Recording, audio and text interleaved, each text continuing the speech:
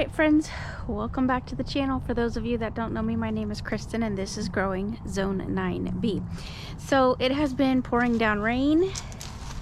As you guys can see, there's still like some water on the leaves.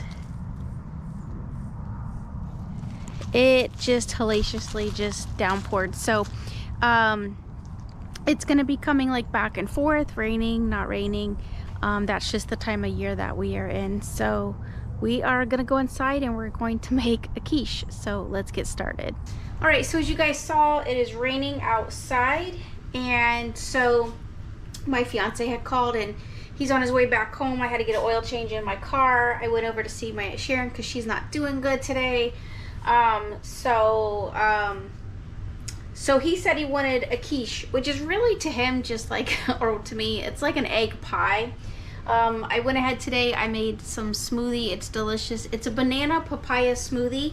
I tell y'all that I make them literally. It's just a half a papaya, one banana. I fill this container up with water and ice, and then I just put it in the blender and then drink it. So it's good for the body. Remember, papaya is good. It pulls out some, like, if you're a heavy meat eater, you might want to look into eating some papaya because it's actually good for kind of pulling that out of your body. But nonetheless, it's just good for pulling out toxic stuff. But anyway, that's not a doctor. I'm not recommending. I'm just saying do your research. You might be interested in that. I've also been dehydrating tangerines. They're so awesome because I love dehydrating tangerines and especially using them in teas and stuff. Look at that. Isn't that awesome? They smell so good, and when you like put them back in the tea, oh, love it. All right, I have no makeup on because it's the weekend, so I'm not here for a beauty contest. All right, so I'm gonna show you guys, this is the pie shells that we use. I can make pie shells. This is quick and convenient. We picked these up at Whole Foods. I'm sure probably other locations have them. It's gluten-free. You want to cook the pie shell. My Aunt Kim was actually making a quiche, and she had called me and said, I forgot, do I cook the pie shell first? Because she hadn't made one in a while. And I was like, yeah, man, you cook the pie shell first. So, you know what? But that's okay. This just tells me that there's an audience out there that doesn't have this knowledge base, and you know what? That's all right. Everybody's at a different spot of learning when it comes to cooking, and I want to reach everybody. I'm not here for people that are advanced cooks or anything like that. I like it simple. I like it easy. I like things that, you know where your food's coming from, and being healthy is really important to me. So what you're going to want to do, and that's why I wanted to kind of walk you guys through this so that you have this knowledge base, is I just took an aluminum pan. As you guys can see, I threw aluminum foil on it in case the egg starts to drip over on the side. I'm just setting it in the center here, and as soon as the oven hits 350, I'm going to pop this in for 10 to 15 minutes because I want my pie crust to cook first. Then what will end up happening is these are the eggs that we're using, Vital Farm. I have some of that. I'm gonna mix a little bit of coconut milk in it. You'll need, well, this is how I'm doing it, some butter. Since it's for my fiance, we'll eat the Land O'Lakes unsalted butter because I like to add my own salt, which is the Redmond's real salt.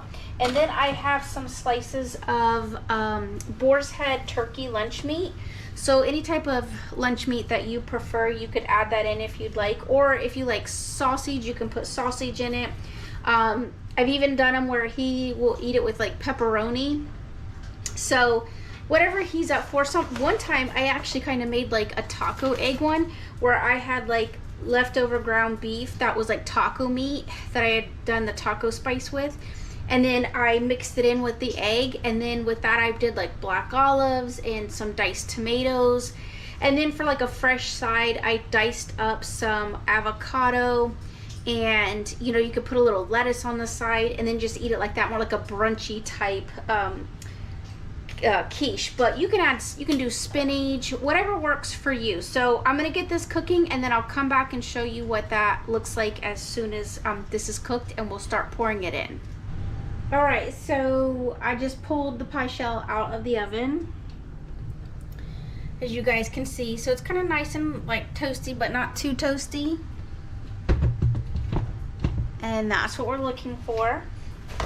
All right, so I'm just gonna take the eggs. Probably I'm gonna take maybe 6 or 7. Just crack them in the bowl, because you're ultimately kind of making like a scrambled egg.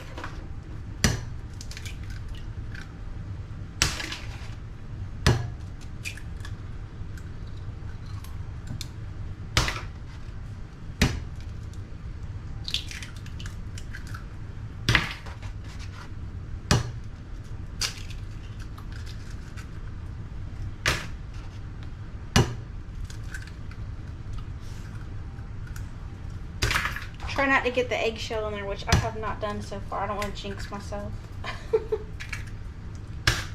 All right, so that's 7, but I'm gonna go with 8. Let's see how that does. I need to get well, choose that paper towel for now.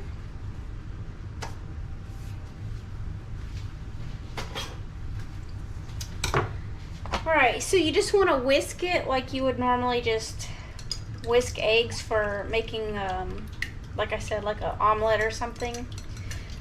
Everybody does their stuff differently. You can put whole cream in it. You can put, we're going to use coconut.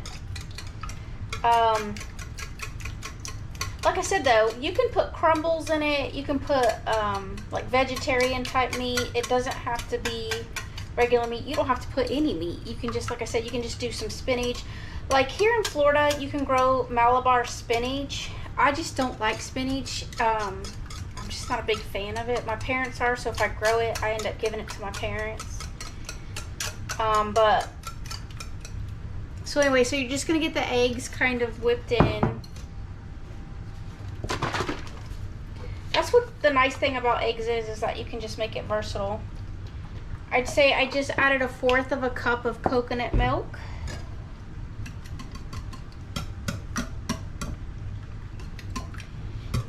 Quiche is really nice because it's really just kind of a versatile food. You don't have to like eat it just for breakfast. You can have it for brunch or something like that. Now I'm just going to take some pads of butter and just kind of cut them in there. I'd probably say maybe like 2, maybe like a tablespoon. That's all you need. You don't need a lot of butter.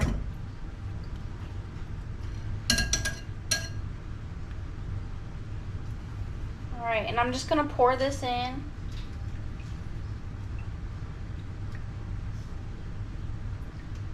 Yeah, that was perfect. So hopefully y'all can see it. And all right, so I still have these slices of turkey. I'm just gonna cut them down. Like I said, you can really add anything. If you wanted to, you could make it like a club sandwich. You could add bacon. We don't eat pork around here, so, but I know like my nephews do, so I do cooking videos for them too, you know, so that way they can make stuff when they get older. They can go watch Aunt Kristen's cooking. They can learn stuff that they can make. So we've got these like little cubes here. I've seen people put chicken in it. And I'm just gonna spread this meat throughout the dish so that it gets a little bit everywhere. And then for me, I'm just gonna pop it in the oven for about 30 minutes. And we'll pull it out and do a taste test and see what it looks like. I also went over, remember I tell you, love one another, be kind, right? So I was out there, I dropped intentionally a papaya out in a little grow area where the sweet potatoes are.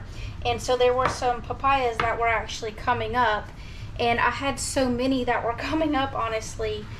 They don't transplant all that well. They can, depending on what size they are. But I had some smaller ones. They were about, you know, I'd say a good solid 2.5 feet tall. Some of them were 3 feet tall. And so I'd let them get to a decent size, and I text my neighbor and I said, hey, I have some bare root papaya, I'll come and help you. So I took, if you want some. So she said yes. So I took the post hole diggers, because like I said, my fiance's getting my oil changed by Brother Paul, so thank you for hooking me up. And we paid for the oil, but he did the work, because he used to be a mechanic for the military, a naval, like helicopter mechanic. So he knows all about that stuff for us. So my fiance is too, but Brother Paul's just, you know, he's the man for the job. So anyway, so yeah, so I had some time after I went to see my aunt to check on her. And so I went over there, I took the post hole diggers, I dug a hole for her, so I've been outside just sweating. I planted, I told y'all if I could have bananas and papayas everywhere, I would. And so I planted myself 2 more papayas in different spots that they were more where I could kind of maintain them.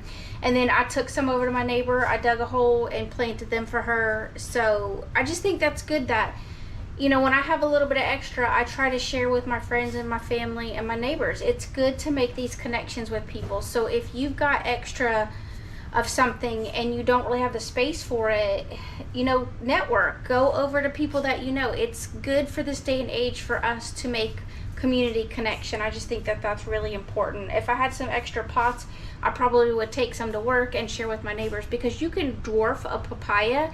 You would just cut the top of it once it starts to like get established. You don't want to shock it too much when you're transplanting it, but once it gets established, just cut the top a little bit and then just keep maintaining it, and like what I call bonsaiing your tree.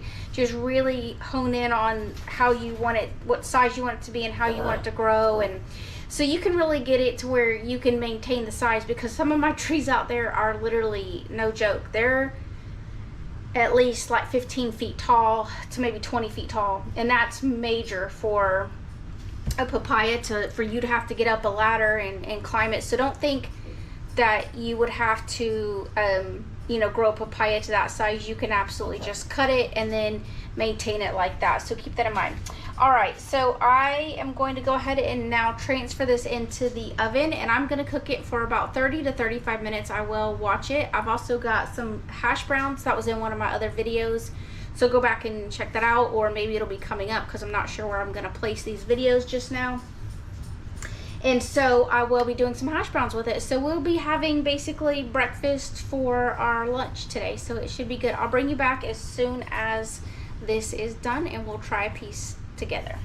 All right, friends, so the quiche is done. There it is. A little bit spilled out, that's why I keep the foil down. Looks nice and beautiful.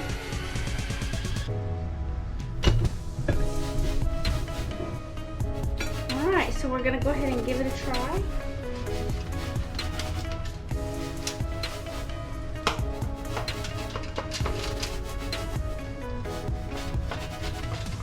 Cut it like you'd cut any pie.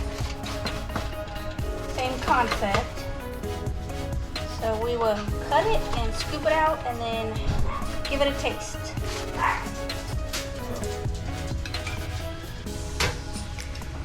All right, here it is. Nice and steamy, super hot.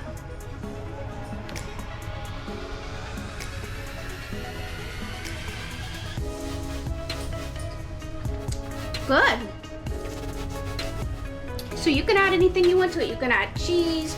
If you want to make a salad, put a salad on the side. So get out there and make yourselves a quiche. If you've got extra eggs, if you have chickens and you have extra eggs, that's a good way to use them. Or it's just a nice little treat that you can eat any time of the day. So there it is. All right, everyone. As always, until next time, love one another, be kind, and I will see you guys in my next video.